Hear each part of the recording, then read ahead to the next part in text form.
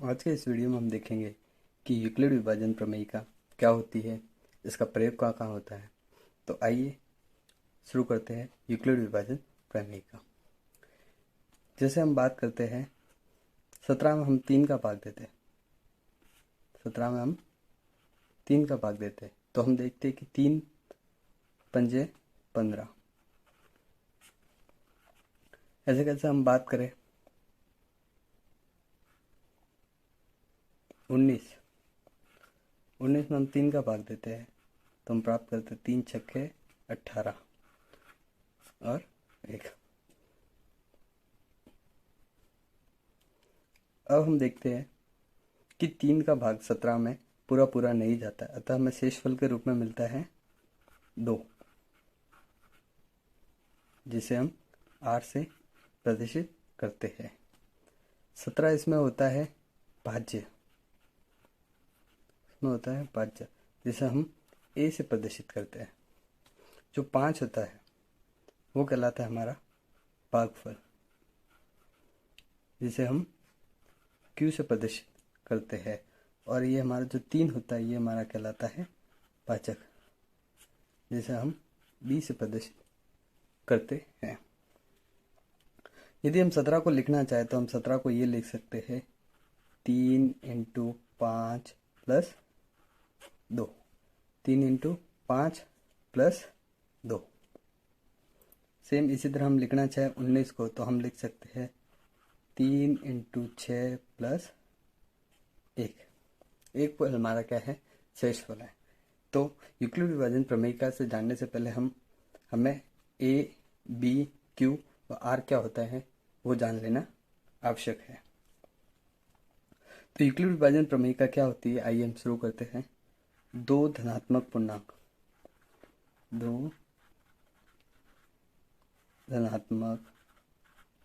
पूर्णांक a व b दिए रहने पर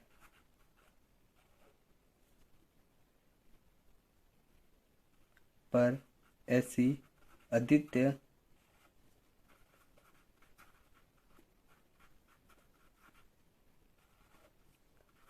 पूर्ण संख्याएं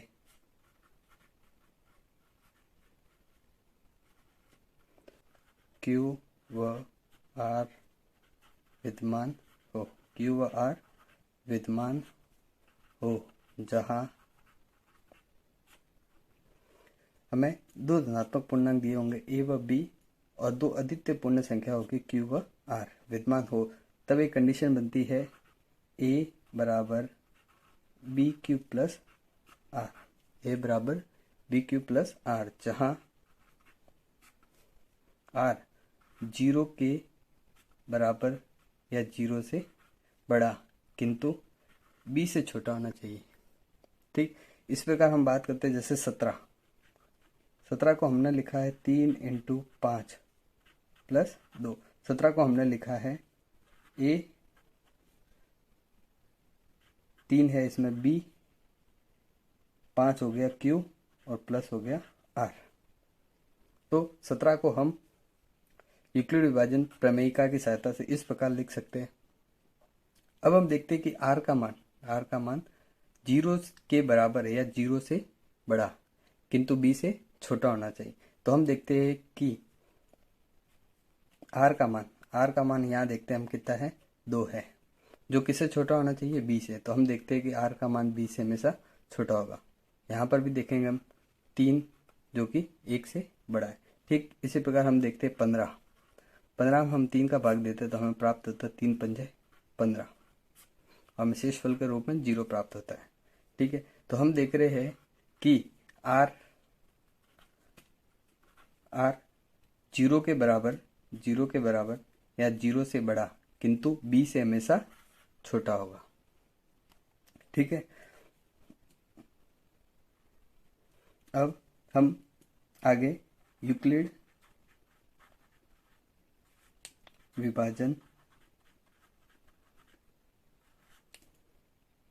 एल्गोरिथ्म की सहायता से से HCF या फिर मास या जिन्हें कहते हैं महत्तम समावर्तक ज्ञात करना सीखेंगे। यूक्लिड विभाजन प्रमेयिका का प्रयोग करके 4052 व 12576 का HCF ज्ञात कीजिए। तो हम छोटी क्लास में करते आए कि हम 12576 में 4052 का भाग दे देंगे जो 3 बार जाएगा।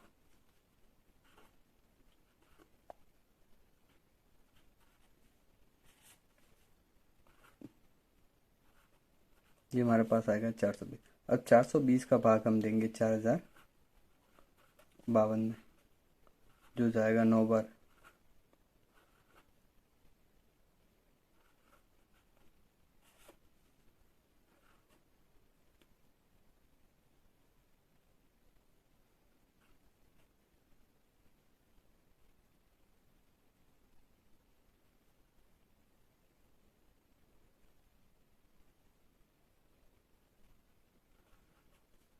अब 272 का भाग जाएगा 420 में, एक बार जाएगा 272। अब हमें शेषफल के रूप में मिलेगा 148। अब 148 का भाग देंगे हम 272 में, शेषफल के रूप में हमें मिलेगा 124। अब 124 का भाग जाएगा 148 में जो कि एक बार जाएगा और हमें शेषफल के रूप में प्राप्त होगा 24। अब 24 का भाग जाएगा 124 में जो कि जाएगा 5 बार। 5 चौक 20, 0 2 5, 120। हमें शेषफल के रूप में 4 प्राप्त होता है। अब 4 का भाग 24 में जाएगा 6 बार और हमें शेषफल के रूप में मिलेगा 0। ये सब हम पिछली क्लास में करते आए हैं। जब r बराबर 0 हो तो b बराबर हमारा HCF होगा। इस कंडीशन में हम देखते हैं कि हमारा r बराबर क्या है 0, ये हमारा है b।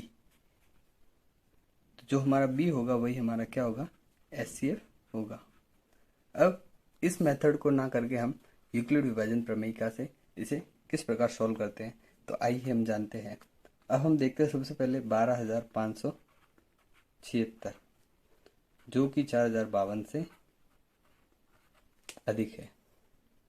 ठीक है, तो हम सबसे पहले क्या करेंगे, चरण फर्स्ट में हम करेंगे कि जो बड़ी संख्या है उसको हम a मान लेंगे और जो छोटी संख्या हम इसको क्या मानेंगे b, और उसका गुणा करेंगे हम q से, और शेषफल के रूप में हम लिख देंगे 420। ठीक इसी प्रकार अब हम देखते हैं कि हमारा शेषफल 0 नहीं आए। ये चरण हम कब तक दोहराएंगे, जब तक कि हमारा शेषफल 0 ना आ जाए। अब नेक्स्ट में हम करेंगे 4052 में किसका भाग देंगे 420 का। 4052 भाग 420 इंटू 9 प्लस 272। अभी भी देखते हैं हमारा शेषफल 0 नहीं आया तो हम तीसरा चरण करेंगे। अब हम 420 में किसका भाग देंगे 420 भाग 272 इंटू एक बार जाएगा और हमें शेषफल के रूप में मिलेगा 148 जो कि 0 नहीं है। तो हम इसे आगे प्रोसेस करते जाएंगे।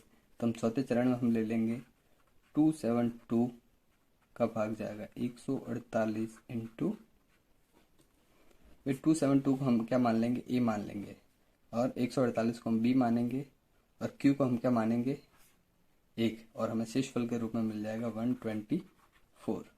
अब 148 में पांचवा चरण हो जाएगा। 148 में हम किसका भाग देंगे 124 का भाग दे देंगे और हमें शेषफल के रूप में क्या मिलेगा 24।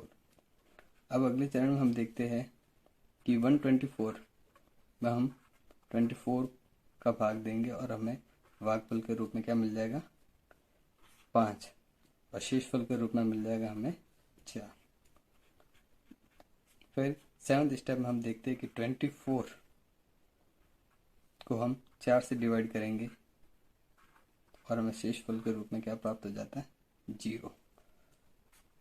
तो इस स्थिति में हम देखते हैं कि जब हमारा आर क्या आ जाए 0, तो बी का जो भी मान होगा, बी बराबर 4, बी का जो भी मान होगा वो हमारा क्या होगा, एस सी है।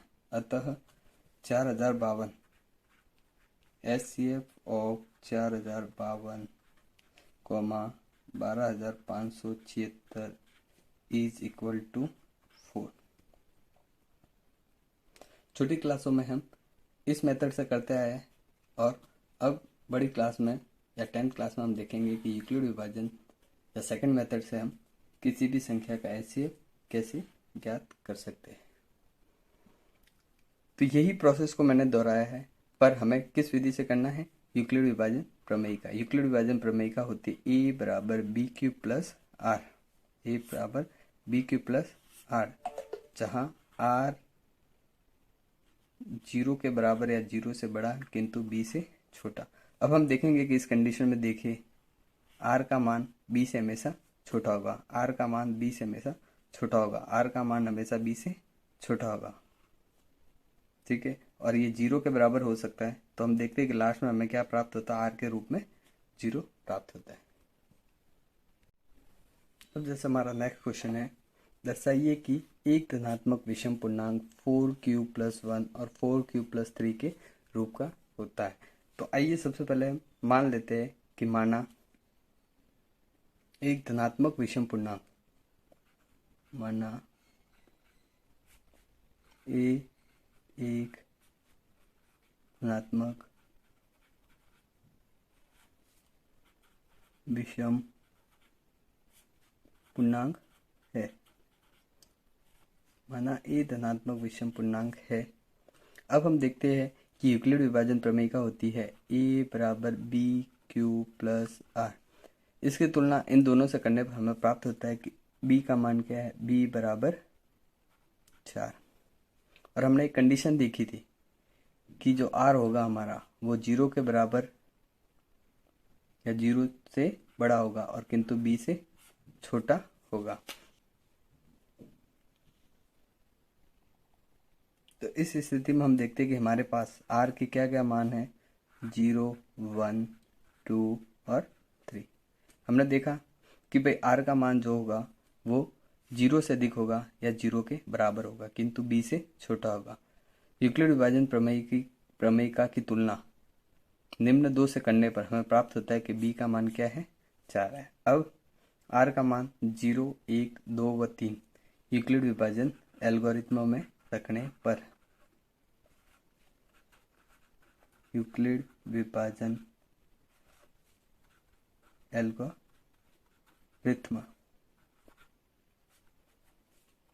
के अनुसार यूक्लिड विभाजन प्रमेयिका होती है a बराबर बी क्यू प्लस आर, जहाँ r होगा वो 0 के बराबर या 0 से b से छोटा होगा।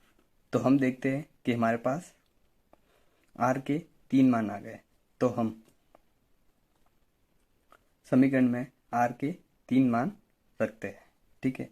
तो देखते हैं हम सबसे पहले r बराबर 0 रखने पर, r बराबर 0 रखने पर जब हम समीकरण में r बराबर क्या रखते हैं, 0 रखते हैं, तो a बराबर हो जाता है, b का मान क्या है, 4, 4q प्लस 0। ये हमारा कौन सा हो जाता है, पहला, ठीक है। नेक्स्ट जब हम r बराबर क्या रखते हैं, r बराबर 1 रखने पर, जब हम r बराबर क्या रखते हैं, 1 रखते हैं, तो हमें a क्या प्राप्त होता है, 4q प्लस 1, ठीक। हम इसी प्रकार समीकरण में r बराबर क्या रखते हैं, 2 रखने पर हमें प्राप्त होता है a बराबर 4q प्लस 2। सेम इसी प्रकार हम जब r बराबर 3 रखते हैं, 3 रखने पर a बराबर हो जाएगा 4q प्लस 3। अब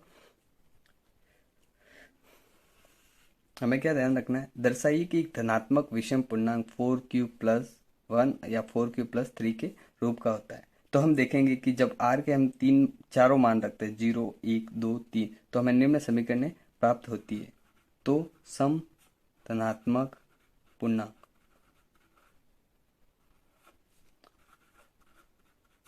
तो हमारे पास सम धनात्मक पूर्णांक क्या प्राप्त होंगे, 4q और 4q+2, क्योंकि ये किससे विभाजित है, 2 से विभाज्य होने के कारण, 2 से विभाज्य, भाई ये दोनों 2 से विभाजित होने के कारण क्या है, सम धनात्मक पूर्णांक है। ठीक इसी प्रकार होंगे विषम धनात्मक पूर्णांक, विषम धनात्मक पूर्णांक, विषम धनात्मक पूर्णांक। हम देखते हैं कि विषम धनात्मक पूर्णांक के रूप में हमें प्राप्त होता है 4q+1 और 4q+3, जो कि 2 से विभाजित या 2 से विभाज्य नहीं है। अतः ये क्या है, विषम धनात्मक पूर्णांक है। जैसे हम मान रख के देखते हैं, जैसे हम q का मान क्या रखें, 1 रखें, q बराबर 1 रखने पर और प्लस के 1 के रूप में हमें क्या प्राप्त होता है, 5। ठीक इसी प्रकार से हम देखते हैं कि q का मान हम क्या रख लेते हैं, 2, 4 दूनी 8 और प्लस 3। हम देखते हैं हमें क्या प्राप्त हो रही है, विषम संख्या प्राप्त हो रही है। हमें क्या प्राप्त हो रही है, विषम संख्या प्राप्त हो रही है। ठीक इसी प्रकार हम देखते हैं q बराबर 1 रखने पर तो 4 × 1 बराबर क्या हो जाएगा, 4। ठीक इसी प्रकार 4 q का मान हम क्या रखें, 1 रखें और प्लस 2, तो हमें क्या प्राप्त हो रहा है, 6, जो दोनों क्या है, सम संख्या है। अतः 2 से विभाज्य जो भी पूर्णांक होंगे वो किस रूप के होंगे, 4q+2 के रूप के या 4q के रूप का होगा। और जो 2 से विभाजित नहीं होगा वो किस रूप का होगा, 4q+1 और 4q+3 के रूप का होगा। अब हम नेक्स्ट बात करते हैं, दर्शाइए कि कोई धनात्मक पूर्णांक 6q+1, 6q+3 या 6q+5 के रूप का होता है, जहाँ q कोई पूर्णांक है। तो सबसे पहले हम मानेंगे, माना a एक धनात्मक पूर्णांक है। ये क्या है, एक धनात्मक पूर्णांक है। और धनात्मक पूर्णांक भी कैसा है, विषम धनात्मक पूर्णांक है, विषम धनात्मक पूर्णांक है। अब हम समीकरण की तुलना किससे करेंगे, यूक्लिड विभाजन प्रमेयिका से। यूक्लिड विभाजन प्रमेयिका होती है a बराबर bq+r, a बराबर bq+r। तो इससे हमें पता चल रहा है कि हमारा b का मान क्या है, b का मान क्या पता चल रहा है हमें, 6, q का गुणा, तो b का मान क्या है, 6। अब यूक्लिड विभाजन एल्गोरिथ्म के अनुसार, यूक्लिड विभाजन एल्गोरिथ्म के अनुसार e बराबर bq+r, जहाँ r 0 से बड़ा या 0 के बराबर किंतु b से छोटा है। ठीक है, अब हमें प्राप्त होता है कि r के क्या मान प्राप्त हो गए, भाई r का मान 0 के बराबर, 0 से बड़ा 1, 2, 3, 4, 5 किंतु 6 से छोटा। तो हमें r के कितने मान प्राप्त होते हैं, 6 मान प्राप्त होते हैं। तो हम यूक्लिड विभाजन एल्गोरिथ्मों में r के मान रखेंगे, r बराबर 0 रखने पर हमें यूक्लिड विभाजन प्राप्त होगी a बराबर 6q + 0। ठीक है, ठीक इसी प्रकार r बराबर हम क्या रखेंगे, 1 रखने पर, तो हमें क्या प्राप्त होगा, 6q+1। ठीक इसी प्रकार जब हम r का मान क्या रखेंगे, 2, तो हमें प्राप्त होगा a बराबर 6q+2। जब हम r का मान 3 रखेंगे तो हमें क्या प्राप्त होगा, a बराबर 6q+3।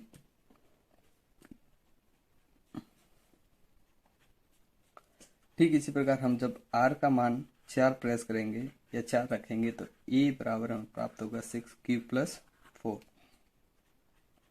और जब हम r का मान 5 रखेंगे तो हमें 6q+5 प्राप्त होगा। ये r की 5 मान रखने पर हमें धनात्मक विषम पूर्णांक प्राप्त हो रहा है, e के रूप में धनात्मक विषम पूर्णांक प्राप्त हो रहा है। अब हम देखेंगे कि सम धनात्मक पूर्णांक कौन कौन से और विषम धनात्मक पूर्णांक कौन कौन से। विषम धनात्मक पूर्णांक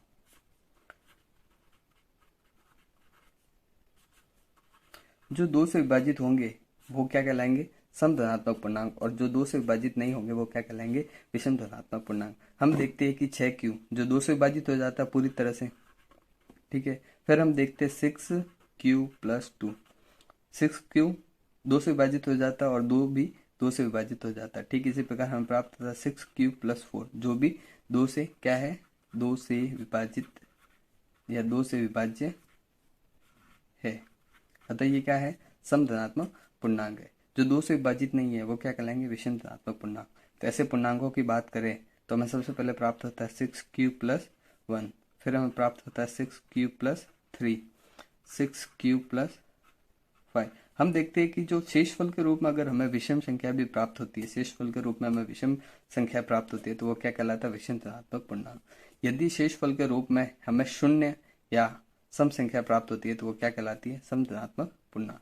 यदि हम बात करें q बराबर हम 1 रखें तो हमें a बराबर क्या प्राप्त होता है, 6 1, जो कि क्या है, सम संख्या। ठीक इसी प्रकार इसमें बात करें q बराबर हम 1 रखते हैं तो 6 1 प्लस 4, 6 एकम 6 और ये 4 हो गया 10, जो भी क्या है एक सम संख्या है। अतः ये क्या है, सम धनात्मक पूर्णांक है। ठीक इसी प्रकार हम जब q का मान 1 रखते हैं, q का मान 1 रखने पर हम देखते हैं कि a बराबर क्या हो जाता है, 6, q का मान 1 रखा और प्लस 1, तो हमें क्या प्राप्त होती है, विषम धनात्मक पूर्णांक प्राप्त होता है, विषम धनात्मक पूर्णांक।